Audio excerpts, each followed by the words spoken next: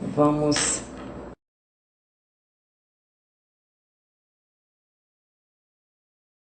Já está entrando.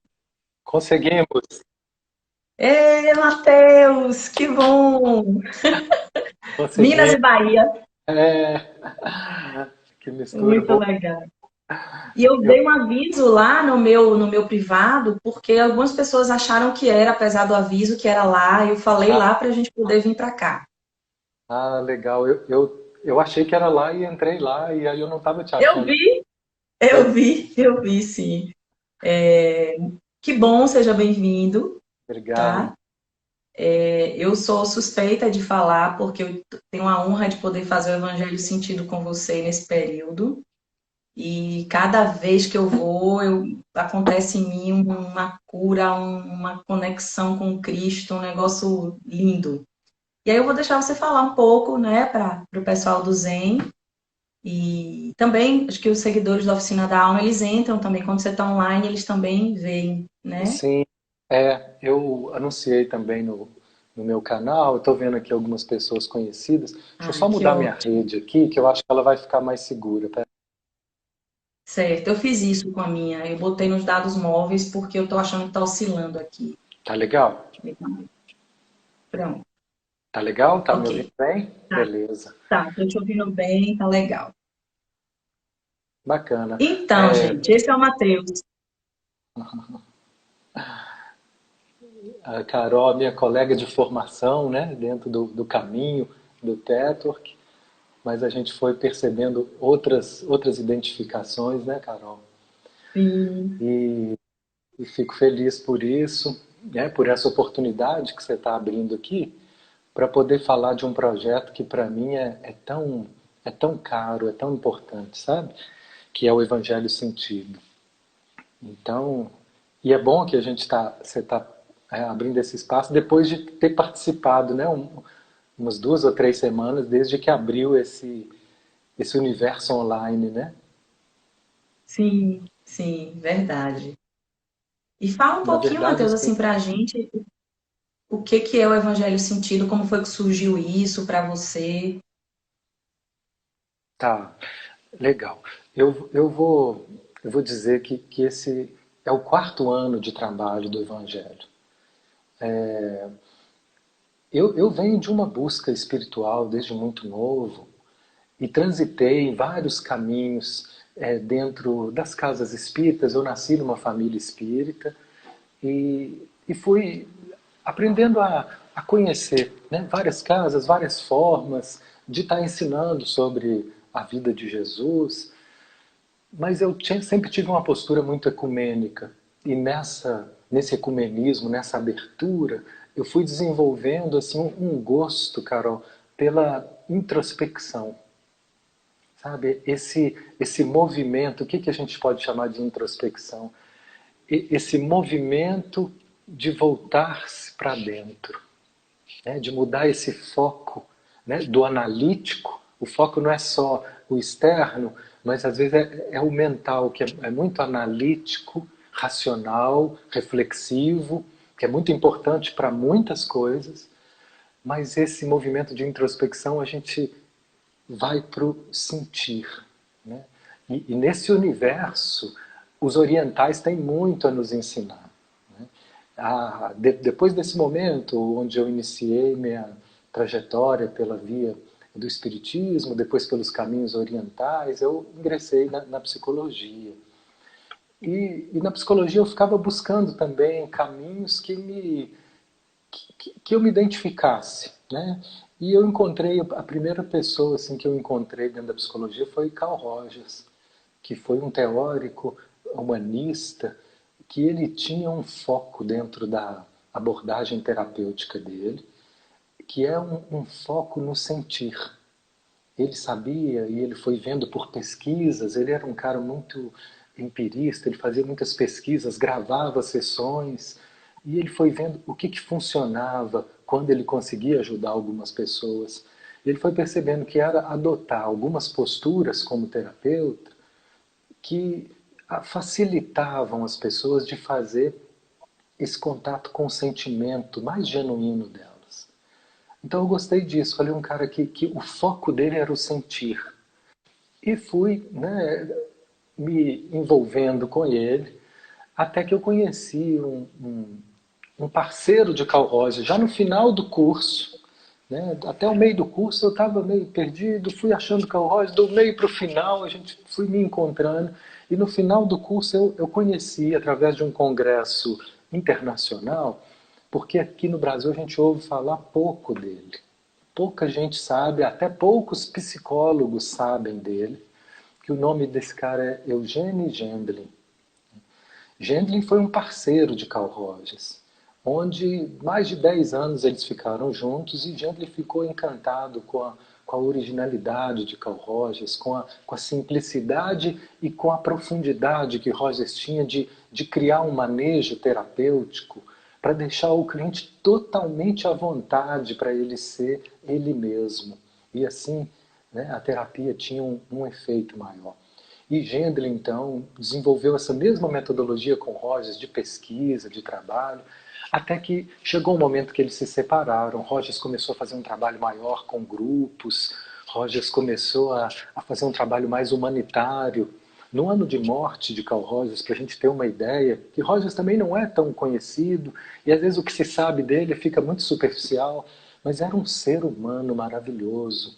Um ser humano tão maravilhoso que ele foi, no ano de morte dele, cogitado, um dos cogitados para receber o Prêmio Nobel da Paz.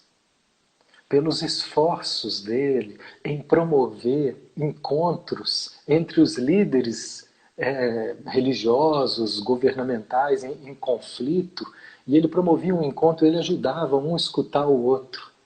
Né? As pessoas às vezes queriam a mesma coisa falando de uma forma que um não entendia e brigava, né? Como se sentasse aqui, né, com o Lula e o Bolsonaro e ajudasse eles a se escutarem, a chegar num lugar de acordo. Né? E, imagina a dificuldade. Né? E ele conseguiu Uhum. muitos acordos entre, né, facções religiosas rivais, grupos, né, partidários rivais, e foram tantos. Imagina o benefício que é fazer um governante apertar a mão do outro que estava em guerra há anos. O benefício para a população era enorme, né? Uhum. Mas esse ano ele concorreu com uma candidata que era muito forte, que era a Madre Teresa, então ficou ruim para ele. E aí, mas ele traz essa beleza humanista, sabe, de estar sempre buscando. Então Roger seguiu esse caminho e Gendry então foi seguindo um caminho próprio e ele inventou um trabalho que quando eu conheci eu me encantei, que chama focalização. A focalização é um desenvolvimento que o Gendry criou para nos ajudar nesse contato interno. Né? Esse contato interno, Gendlin descobriu, através de muitas pesquisas, o que ajudava de fato as pessoas a se transformarem em psicoterapia. Rogers tinha descoberto algumas posturas do terapeuta que facilitavam essa relação a fluir para um caminho de cura. E Gendlin, ele trouxe outros passos um pouco mais específicos. Ele disse assim, olha, não importa o que o terapeuta faça, se o cliente não for capaz de fazer esse contato sentido, né, de entrar em contato com a sua experiência viva, com a sua experiência sentida, ele não vai ter transformações. Então, muitas terapias elas não funcionam, e quando eu digo terapias, não estou falando só de psicoterapias, mas são tantas vertentes terapêuticas, né? Eu sei que você trabalha com a constelação, e às vezes até outros recursos xamânicos, né? São tantas as possibilidades que a gente tem terapêuticas hoje, e que muitas formidáveis, e a questão do Gendlin era essa, o que faz um me ligando aqui. E o que faz um trabalho fracassar?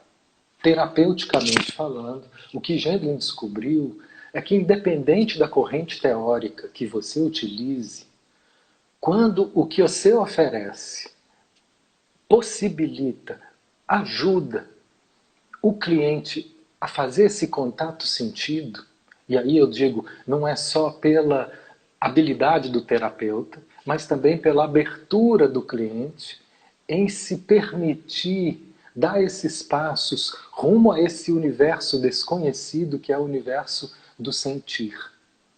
Quando eu digo sentir, eu não estou falando de um sentimento pronto, um sentimento como raiva, que eu já sei, eu já nomeei ele.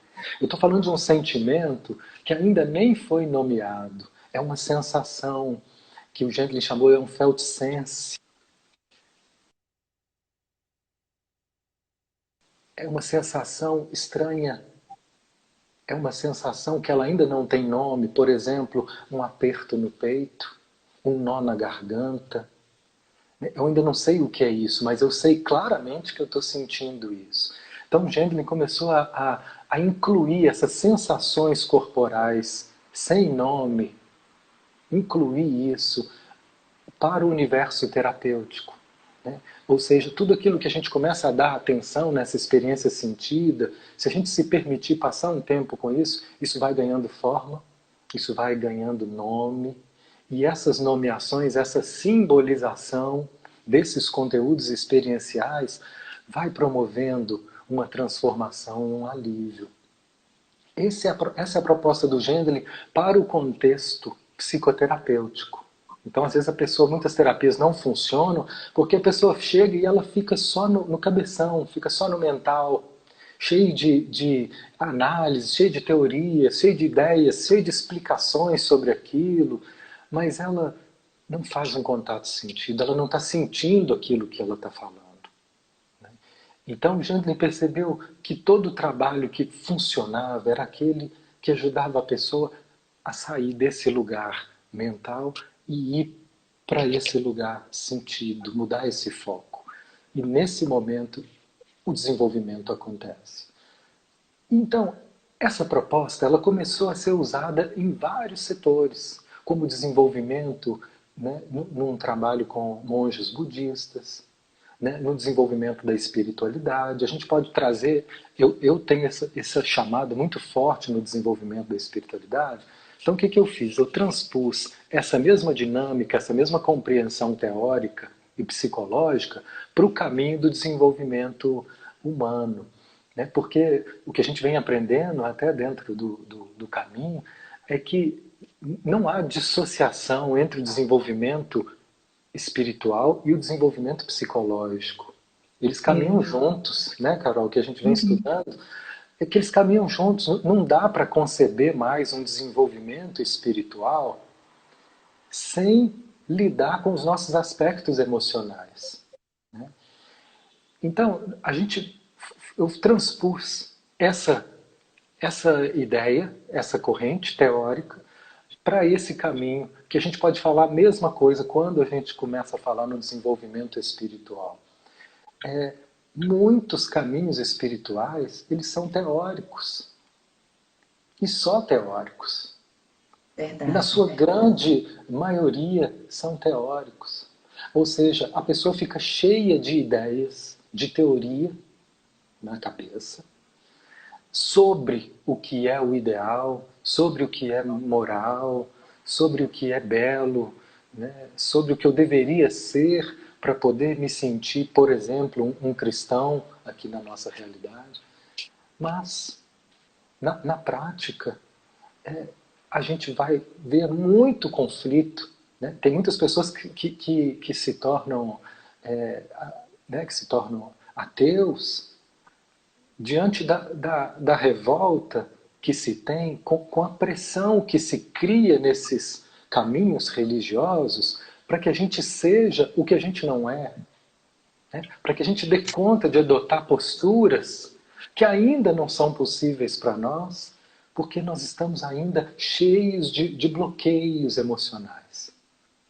E aí, como fica Então, muito distante, a gente desiste, né, Matheus? Aí o ateu, pode, né? Você fica muito distante, né? E aí a gente sim, desiste do modelo ideal que é ser sim, cristão, por exemplo. sim. E aí, ou desiste, que, e começa a invalidar toda a proposta espiritualista, como se fosse tudo uma bobagem, uma ilusão.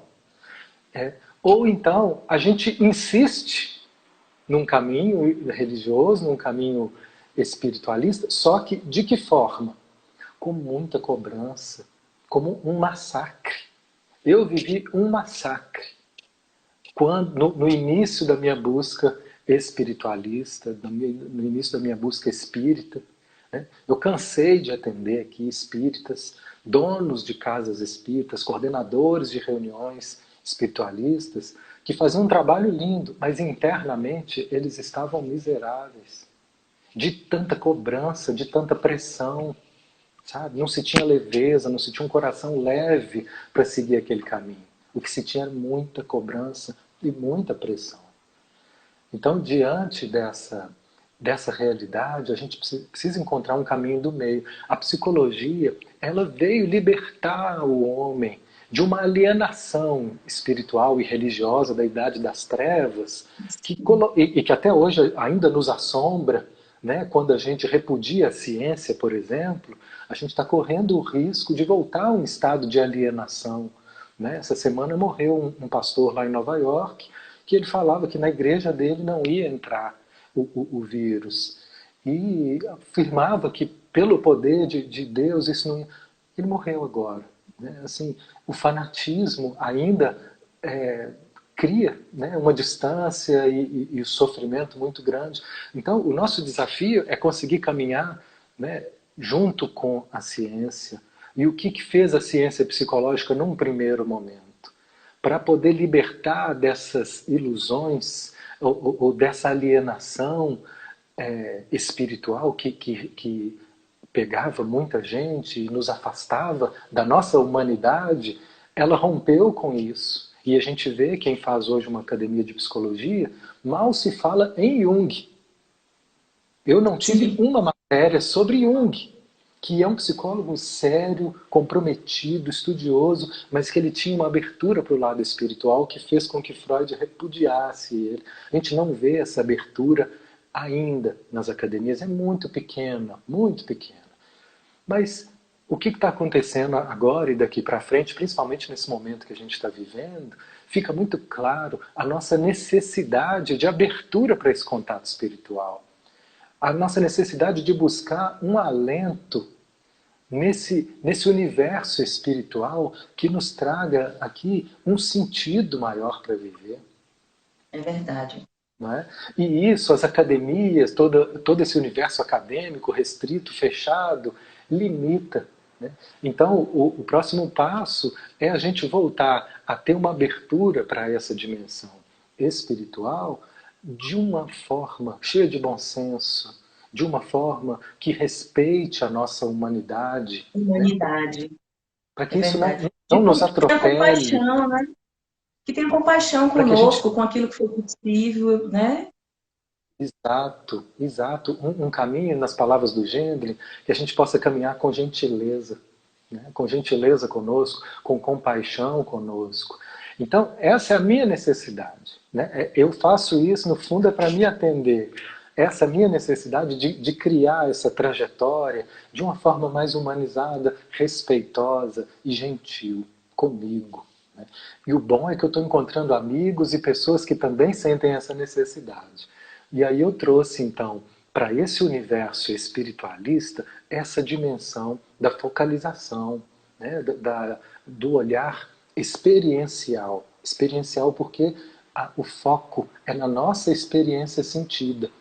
Então, depois de muito perfilar e me embriagar de livros e teorias, eu vi que o que eu precisava mesmo era estar acolhendo a experiência sentida do do que diz respeito a esse caminho espiritual. Então, o que nós fizemos? Né? Eu abri um espaço aqui onde a gente coloca uma É em leitura do Belo Horizonte Evangelho. mesmo, a Oficina da Alma é Belo Horizonte mesmo? Isso, aqui em Belo Horizonte, eu estou até aqui agora, a casa fica toda fechada e eu venho para cá para poder fazer os trabalhos virtuais. E aqui nesse espaço a gente fez uma roda, onde então a gente oferece esse caminho de introspecção, de proximidade da nossa experiência. Como? A gente começa com o que Gendlin chama o primeiro passo da focalização, abrir um espaço. Às vezes nossa cabeça está tão cheia que nós não temos espaço para o sentir. Aí o que vai acontecendo? A gente vai levando a vida no modo automático. E nesse modo automático a gente vai se anestesiando. Se anestesiando, aí a vida vai perdendo o gosto. Não é só a comida, é a vida, as relações. Né? A gente vai perdendo o gosto, vai perdendo o sentido. Então, o que acontece? A gente para e volta para o presente, para a respiração. E qual que é o paradigma que o Gendlin traz para a psicologia para que a gente possa acolher essa dimensão sentida? Ele traz de volta o corpo. A psicologia, até onde eu tinha aprendido, ela se divorciou do corpo. E ficava só no nível mental. O corpo é um palco onde a gente percebe o borbulhar das nossas emoções. E quando a gente então traz atenção para o corpo e para o que acontece no corpo, essas sensações elas vão ganhando compreensão. Gendlin fala que cada sensação ela é um arquivo de informações. Que a gente não dá atenção porque a gente não entende. E o que eu não entendo, eu tenho uma tendência a desprezar. Né? A gente repara um sonho. Não, que sonho doido, não entendi nada, e deixa de lado.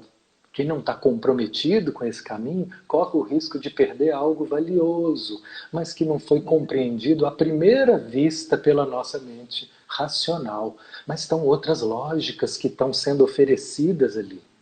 Né? O que é o sonho? O sonho é um filme, uma história que está representando os nossos conflitos, representando os nossos dilemas em forma de imagem. Ele também é, né, todo um complexo de informações a nosso respeito que estão sendo disponibilizadas pela sabedoria do nosso ser ali, para que a gente, né, encontre o que não está sendo possível ser visto, né, normalmente. E aí ele escreveu um livro, inclusive, que chama assim: Deixe que o teu corpo interprete os seus sonhos. Né? E aí a metodologia vai ser usada na interpretação de sonhos. Essa metodologia do entrar em contato com as sensações corporais que o sonho provoca, de ir mergulhando, e aí tem os outros passos que vai nos ajudando a trazer isso à tona. Então eu usei essa mesma ideia e trouxe para esse caminho da busca cristã, da busca do encontro com o Cristo, do encontro com o Evangelho, eu trouxe esse subtítulo para o trabalho. Deixe que o seu corpo interprete o Evangelho. Então, E é bem assim mesmo, é bem assim. A gente não imagina. A primeira vez que eu tive a experiência de entrar no Evangelho Sentido, eu não imaginei que eu fosse sentir tanto. Né? A leitura de uma pequena parte do Evangelho e coincidiu que estava, né, nas proximidades da Semana Santa, da Páscoa, e eu fui invadida por experiências com Jesus e com os meus sentimentos quando criança, e foram tantas descobertas em 3 encontros que realmente valia a pena trazer você e lançar também o convite, né, Matheus, para que as outras pessoas possam experimentar. E aí, uma pequena passagem, o meu corpo e de quem está ali no grupo, né? Eu acho que acredito mais de 20 pessoas na última vez, né? Que a gente estava junto, mais ou menos isso. Meu Deus, como todo mundo fica mobilizado e aquilo vai trazendo. E a partilha de uma pessoa mexe com a sua, porque a sua, mexe com você porque a sua também, né? De como você, na nossa última experiência mesmo, o fato de Maria Madalena receber, né, de Jesus uma mensagem, e aquilo tudo trouxe tanta simbologia, tanto sentido, sentido mesmo, né? E me levou a lugares e a quem estava ali, aquilo, aquela lindeza, né? De que como eu também sou ela, né? Eu também recebo de Jesus a mensagem de ter que levar a boa nova, e como é que é isso comigo? É lindo demais, é incrível. E toda vez eu lhe e eu falo, né? também Sempre estou. depois. Você, né? Não, tá lindo o seu processo, tá lindo poder acompanhar. né, esse seu processo. E é o meu processo também, assim, quando você diz dessa identificação ali na história com ela, mas poderia ser com o soldado que, né, eu já tive uma vez que a pessoa se identificou com o soldado que estava punindo Jesus, ou se identificou com Pedro negando. Então, essa é a dinâmica do inconsciente, que ela vai criando associações. A focalização trabalha com essa ideia, que é uma ideia central de Freud, que Jung desenvolveram, que é como que o nosso inconsciente trabalha. Ele vai criando associações para poder, né, construir sua noção de eu, né, para poder dar sentido para as experiências. Então ali cada história ela vai abrindo um leque de possibilidades de identificação e de associações que vai fazendo com que a gente se volte para nós. Quando eu comecei a me mobilizar para esse trabalho, foi quando eu percebi assim, que existia uma distância entre eu e o Cristo. Que eu falava de Jesus, às vezes eu orava, mas era muito comum eu não estar sentindo essa presença, eu não estar sentindo ele vivo, essa energia viva. Então, eu comecei a fazer um trabalho terapêutico primeiro comigo, onde eu olhava para a minha experiência sentida em relação ao Cristo. E aí eu fiz durante várias sessões, né, eu fiz um trabalho profundo de respiração holotrópica, onde eu parava e ficava só respirando, respirando, às vezes 1, 2 horas, né, e ali respirando, respirando, e eu pus uma meta que era olhar para o Cristo. Eu respirava e olhava para Ele, respirava e o que é isso, o que é isso? E de repente foi vindo experiências que eu nunca imaginei que existiam aqui dentro. Raiva dele, a dor, né, a raiva dele não ter reagido. Eu não imaginei que eu pudesse ter a vergonha que eu tinha dele, de assumi-lo na minha vida e ser mal visto, né, pelos amigos, como se isso fosse uma coisa, né, ridícula. Um monte de coisas eu fui desbloqueando para que eu pudesse desenvolver um pouco mais, né, de proximidade, de intimidade, de naturalidade ao falar dele. Então é essa a proposta que eu vejo acontecer com você, que está maravilhosa, né, de ver assim, qual o significado, quais as associações que nós temos quando a gente fala de Jesus. Não vou nem trazer nenhum versículo por enquanto, só a imagem dele. Algumas pessoas associam a imagem dele a sofrimento. Algumas pessoas associam a imagem dele à imagem do seu pai. E se a sua relação com seu pai não era legal, isso vai aparecer ali, porque é uma figura de autoridade. Então a gente vai projetar essas associações com essa autoridade. Tudo isso vai podendo ser revelado para que a gente possa separar o que é os nossos emaranhamentos emocionais e distorcidos do que é a verdadeira espiritualidade. Essa que nos preenche, essa que me faz me render diante de um poder maior, essa que me faz estar ali preenchido de um amor que não há razão, há uma justificativa racional, há só uma reverência a algo que me invade e que eu vou aprendendo a me deixar ser conduzido, a me deixar levar, né, a me inspirar. Então o que a gente fez? Abriu uma roda e trouxe essa ideia. Eu não quero saber da religião de ninguém. Não me interessa o aspecto teológico do Evangelho. Não me interessa as análises, as interpretações racionais, religiosas que alguém possa ter. Não é esse o nosso foco. O nosso foco é o que o meu corpo sente quando eu ouço essas palavras. O que o meu corpo sente quando eu olho para Jesus. O que o meu corpo, como o meu corpo reage quando eu leio esse versículo. E aí, depois de um momento de respiração, para quê? Para abrir esse espaço, porque às vezes eu pergunto assim, a maioria das pessoas rapidamente fala, não sinto nada. Não é que eu não sinto nada. A gente não aprendeu, a gente não está acostumado, salvo aqueles que já começaram esse caminho de sensibilização através de um trabalho com a yoga, com a meditação, né? Com qualquer outro trabalho de desenvolvimento, de autoconhecimento, dentro do Petroc, das constelações. São tantos caminhos lindos que vão nos ajudando a olhar para nós e vão nos ajudando a desenvolver a sensibilidade, né? Para poder se perceber. Porque às vezes a gente fica tão voltado para fora que a gente não tem essa sutileza em se perceber, olha, você está falando comigo, você está me escutando, eu estou falando, e qual a sensação corporal de me escutar? Qual a minha sensação corporal agora de falar com você, com quem está aí nos vendo? Eu vejo que tem uma leve tensão aqui. Será que eu vou conseguir falar tudo que eu gostaria de falar sobre esse trabalho? Existe uma certa tensão que eu estou percebendo ela aqui no meu pescoço. Aí quando eu falo dessa, é uma insegurança que está dizendo assim, será que eu vou conseguir nesse tempo que o Instagram nos dá ser sucinto o suficiente? Está aqui no meu corpo. Então essa observação, a gente precisa de um treinamento, que quanto mais eu vou... Né? E essa é a focalização. A focalização é abrir esse espaço para o contato com essa experiência sentida.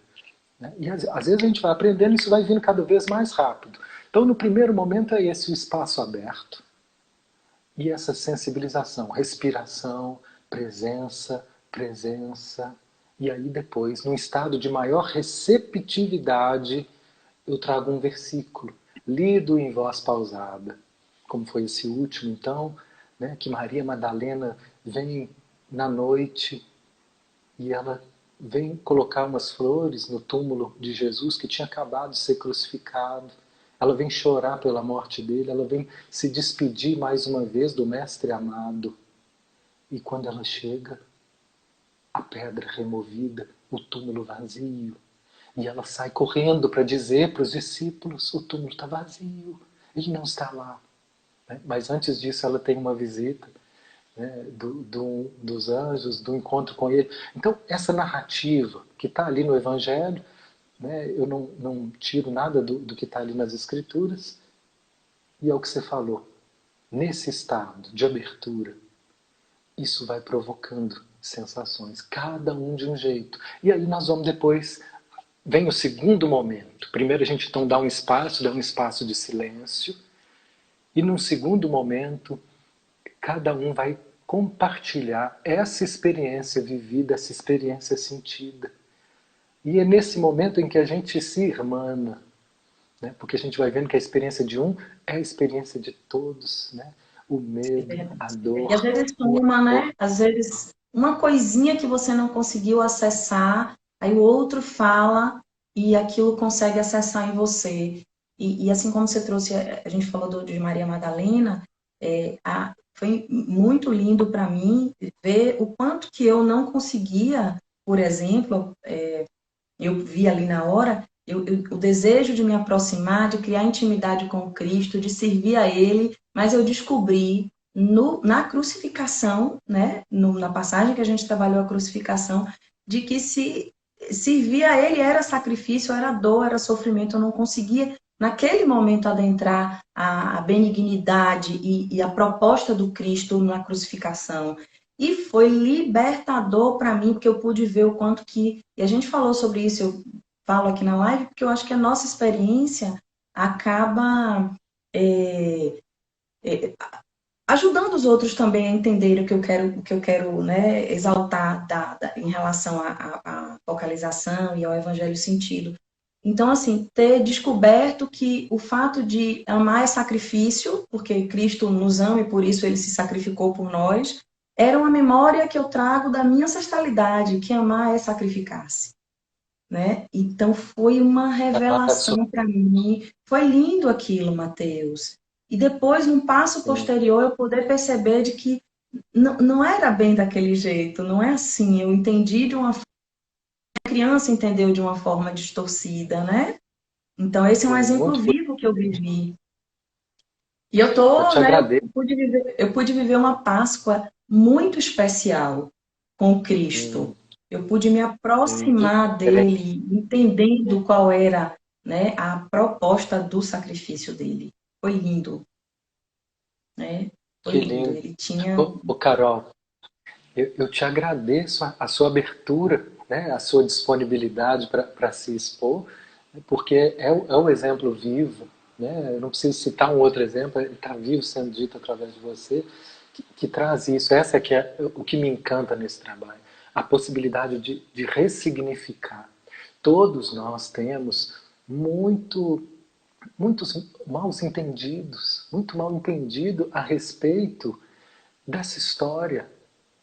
Essa história, ela mexe conosco das formas mais diferentes e de alguma forma, né, nós só estamos hoje nesse estado de sofrimento no planeta porque nós não compreendemos essa mensagem. Verdade. Então, e quando eu digo nós, eu não estou dizendo só aqueles que estão matando, roubando, eu digo todos nós de alguma forma, porque quando a gente compreender de todo o coração essa mensagem, a gente vai viver em paz. Mesmo É se não verdade. tiver tudo de acordo com o que eu espero. Vai vir uma paz. Né? Aquele que, e aí são essas as palavras que a gente vai aprendendo a senti-las. Né? Aquele que crê em mim de todo o coração, né? Ele está pleno, ele está salvo, ele tem vida eterna. Que vida eterna é essa? Não é essa vida eterna do corpo, essa vida eterna da alma, sempre viva, independente do que nos ocorra. Né? Eu ter sempre um sim para a vida.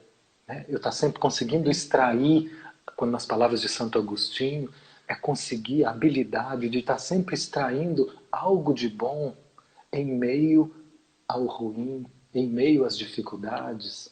Né? Essa força é uma força espiritual. Né? Aí Tem eu, até, Matheus, desculpe, só para não passar, tem algumas pessoas escrevendo, teve alguém que disse assim, minha sensação agora, ouvindo você, é que me deu arrepios pelo braço, choro. A pessoa está sentindo, né? Só de ouvir a gente exato, falar aqui, né? De que bacana. está acessando, teve, Camille disse, está acessando o meu eu interior mais profundamente ouvindo vocês. Então, assim, já está sentindo, né?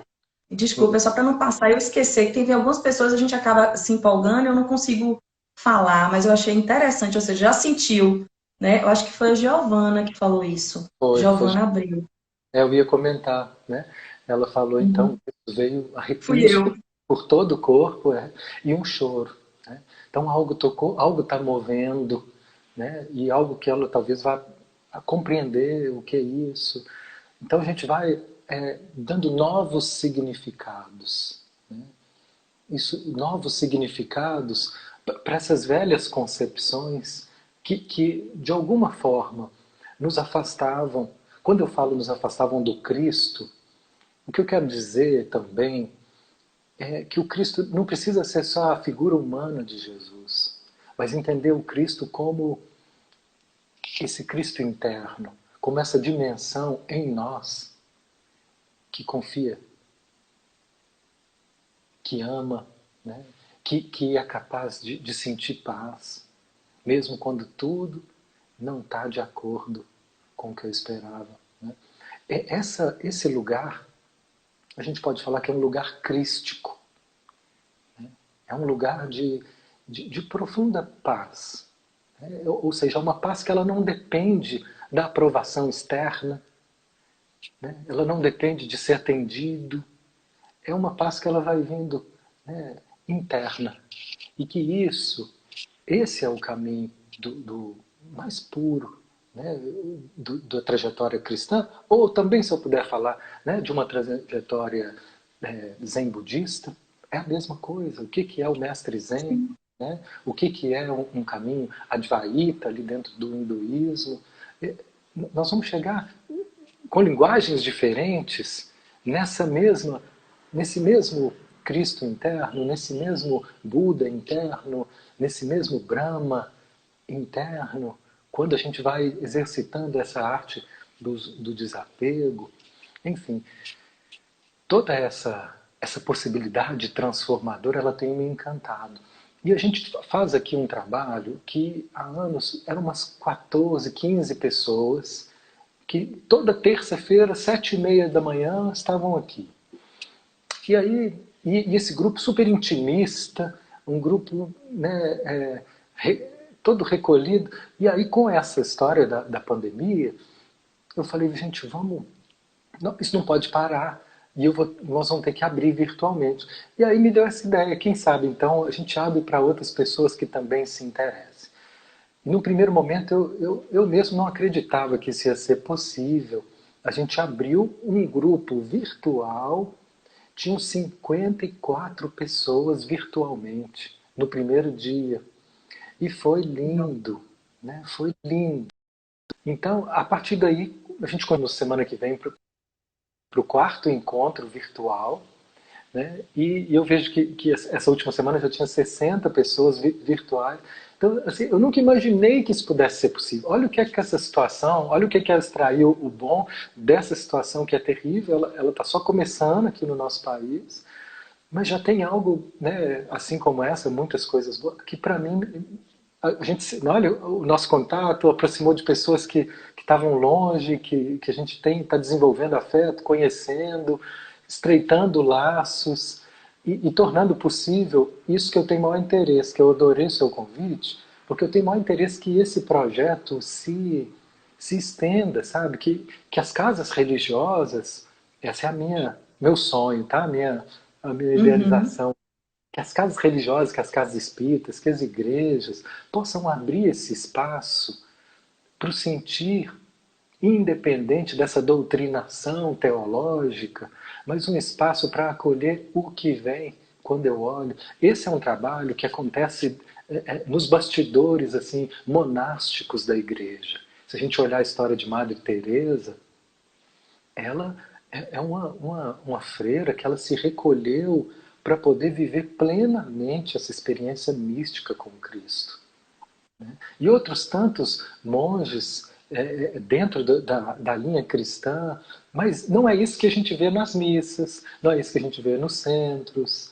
A gente acaba vendo esse caminho introspectivo mais ligado ao Oriente nas meditações. Mas ele existe dentro da dimensão crística. E dentro da dimensão cristã, melhor dizendo, o termo é contemplação. É o desenvolvimento da, da oração contemplativa. Contemplativa, que é a experiência mística desse encontro. Então, primeiro, eu acredito num trabalho que vai desenvolvendo assim o desbloqueio de todas as concepções equivocadas que a gente tem a respeito do Cristo, a respeito dos nossos preconceitos, desmisturar Jesus do meu pai, desmisturar Jesus da minha mãe, dessas figuras de autoridade, que me informaram primeiramente, né? Porque às vezes assim não é só o Cristo, mas como me falaram do Cristo. Me falaram dele, né, com esse tom. O tom da minha mãe, o tom do meu pai. Então o Cristo ele vem recheado dessa experiência dos nossos ancestrais, como é o exemplo que você trouxe. Né? E a partir daí então que a gente vai desmisturando isso na concepção dessa conscientização, né, dessas experiências que elas vêm em forma de sensações de constrangimento, então a gente traz para a consciência e na consciência isso é dissolvido e novos significados vão se abrindo, aí sim nós vamos caminhando para cada vez mais encontrar essa mística profunda da, do cristianismo, que é o momento em que Paulo e outros né, começaram a nos dizer: é quando eu vivo a experiência onde eu e o Pai somos um, onde eu e o Cristo somos um, onde eu me vejo em total identificação com aquele estado de paz e de amor. Eu acho que essa é a meta. E essa é a meta que muitos monges, né, nesses bastidores da igreja fazem e que nem sempre a gente tem acesso a isso. Então eu acho que Sim. Gendlin pode nos ajudar a criar esse espaço para que a gente tenha mais sentido na nossa caminhada espiritual, mais sentimento, mais experiência sentida e menos teorização. Né? Não que elas não sejam importantes, mas elas vão ficar distorcidas. Toda a teorização, o que fizeram com Jesus dentro da igreja? A gente é muito grato à igreja porque ela preservou esse evangelho, mas ela também distorceu, porque muitas pessoas que pegaram aquilo ali tinham tantos bloqueios e tantas distorções que elas fizeram um uso humano daquelas palavras para atender aos seus próprios interesses. E é o que a gente vê ainda aí. E não renunciar ao seu humano para que atendesse aos interesses do mundo espiritual, em nós, né? Dessa parte espiritual que nos pede, por exemplo, uma vida mais simples. A gente não precisa de tanto para ser feliz. Né? E essa situação, ela vem nos obrigar Sim, a, a a ver isso, né? desenvolver, a desenvolver essa simplicidade. A gente estava muito fútil, muito cheio de excessos. Verdade. Tem alguém, Mateus, falando assim, por esse motivo a doutrina me endureceu. Eu quero voltar a ter uma fé em Cristo na quebra de paradigmas. Estou procurando esse ressignificado na minha vida. Olha só que interessante, né? Bem isso que você Sim, falou. eu me senti adoecido também muito tempo. E aí eu né, pelo E uso a que eu vergonha, fiz Mateus? da E doutrina, a vergonha de dentro do meu íntimo, de tipo assim, não ter completamente a fé, duvidar da fé em Deus, da fé e ninguém saber daquilo, só eu saber. Só eu saber que eu tenho uma fé desconfiada, né? De onde que vem isso? E aí eu me pego na Semana Santa, eu me lembro de toda a semana, eu via Jesus crucificado e aquele filme que eu parei até de ver o ano passado. Falei, não vou ver não, que eu choro. Na hora que começa o filme eu já tô chorando. Porque eu sei que ele vai morrer no final sem entender a beleza daquilo. Então, o que eu fui né, me encharcando e fui também me endurecendo. E a vergonha de não ter fé completamente. A vergonha de, meu Deus do céu, eu estou pensando isso de Cristo. Ai, eu estou sentindo isso, não, eu estou até brigar com Deus, eu andei brigando, né, questionando um monte de coisa e tal, por conta dessa confusão mesmo que a gente faz com o que a gente aprendeu, com o que a gente leu e entendeu de uma forma que não fazia sentido nenhum, mas a gente eu carreguei por anos e anos e anos e anos e anos, e agora eu estou ressignificando. E é maravilhosa. muito legal. É isso que você está falando, assim, é dar um lugar para esses sentimentos inconfessáveis, né? É dar um lugar para eles. Eu tenho o direito de sentir tudo. Né? Tudo isso que eu sinto faz parte de outras histórias, de outras experiências que estão mal resolvidas e que vêm à tona nessas horas. É, antes que nosso tempo termine, eu quero dizer para todos que Você esse está espaço. administrando aí porque eu não estou sem horário nenhum aqui. Se você tiver um Eu relógio, acho, você vai. acho que falta assim, uns 10 minutos. Mas eu não quero esquecer de dizer para algumas pessoas, falar, eu estou gostando dessa ideia do Evangelho Sentido. É um espaço que está aberto, ele está aberto toda terça-feira. Depois é só fazer um contato com a gente, que a gente inclui. E a gente está fazendo, né, por enquanto, pelo Zoom. Aí eu incluo no grupo do Zap e lá eu mando um link no dia da reunião e as pessoas entram. E ele está aberto sem custo. Quem quiser, né, oferecer uma colaboração para casa é bem-vindo, mas não tem custo. Eu quero dizer que uma frase, quando alguém falou assim, eu me adoeci com a doutrina, e eu percebi que eu também, assim, tem um determinado momento que eu fui me embrenhando tanto nesse caminho de desenvolvimento espiritual, que eu percebi que eu também fui ficando adoecido. E teve uma frase de Carl Rogers que me salvou. Ele dizia assim: a sua experiência é a autoridade suprema. Eu nunca esqueci dessa frase, sabe?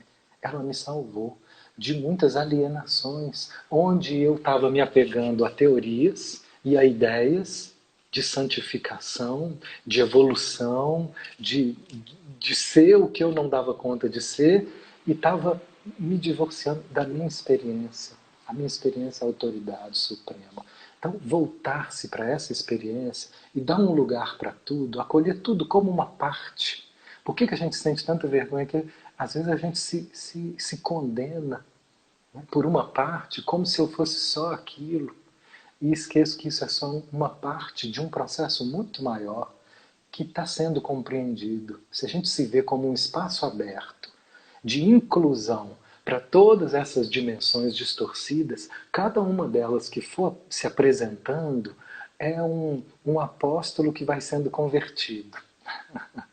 É verdade. Um apóstolo que chega cheio de raiva, cheio de possessões, né? São vários que foram convertidos na história do Evangelho, e a gente pode trazer essa ideia de que nós vamos então... E o que converte não é nada que venha de fora, é só o poder da consciência, que quando olha de frente para aquilo que é distorcido, para aquilo que é falso, aquilo se transforma. E é um ato de compaixão fantástico, né, Matheus? Porque quando você trabalha a sua experiência como não está certo nem está errado. É uma experiência. A gente ontem falou isso até na live do Zen, né, da segunda-feira. Não, foi na segunda-feira, ontem não foi terça. De que assim, aceitar a experiência é o maior ato de compaixão que a gente pode ter com a gente. Porque não tem quem não entra essas coisas da gente de estar certo e errado. É apenas uma experiência. E acolher o que foi possível. Se foi a experiência, era aquela. Agora o foco está no presente, né? É viver na presença. Isso, E a proposta de sentir é isso. Não está certo nem errado, eu só sinto. sim. Né? E isso é tão simples, né, Carol? Tão simples. Sim, E é tão simples que eu vejo isso ganhando a boca de muita gente. Né? E tem até um ditado, e é verdade, aceita, que dói menos. Mas não é porque é simples que é fácil. sim, Né? Eu posso dar sim. aula disso, eu dou aula de focalização, dou aula sobre o aceitar o sentir. Né? Há 10 anos a gente dá aula sobre isso, mas eu me debato com experiências que ainda são muito difíceis de serem aceitas. Né? Ou com experiências que eu nem sei, que eu ainda estou negando. Essa é a humildade, né? de entender que não é porque eu entendi que eu sei. Eu entendi, Perfeito. mas eu ainda estou aprendendo. Estou aprendendo. Né? Essa É. semana mesmo, na minha experiência do Evangelho, teve um determinado momento, eu até compartilhei com vocês, eu vi uma cena de um daqueles anjos que conversou com Maria no túmulo de Jesus, como se fosse um daqueles anjos, como se ele viesse e segurasse o meu rosto assim, ó, e falasse comigo: não se envergonhe de si mesmo. E sumiu, e subiu assim. E eu fiquei com aquilo, com aquela experiência. Essa é a minha experiência. E aquilo ali abriu um caminho. Eu não tinha me dado conta que eu estava, né, mais uma vez, criando uma resistência, uma vergonha, uma não aceitação com uma experiência minha. E ali eu me dei conta e pude dar mais um passo para acolher essas dificuldades. Né? Então isso não importa o tanto que a gente entenda, não importa quantos livros que a gente tenha na cabeça. Né? É outra lógica esse trabalho emocional. Ele vai exigir sempre de nós uma postura nova, né? Uma abertura para o novo, para aquilo que eu não conheço. E essa é que é a coragem, alguém falou aí, essa é que é a coragem. E por isso que o Evangelho de Sentido eu sei que não vai ser para todos, não vai ser não vai ter assim uma adoção popular, não, porque é uma porta estreita, porque é constrangedor isso que você falou, Carol, é constrangedor assumir a minha falta de fé, é constrangedor assumir as minhas vergonhas, meu sentimento. Uma pessoa essa semana falou, eu percebo em mim uma parte que ela se sente ridícula. É constrangedor olhar para isso, sentir isso, deixar isso vir à consciência.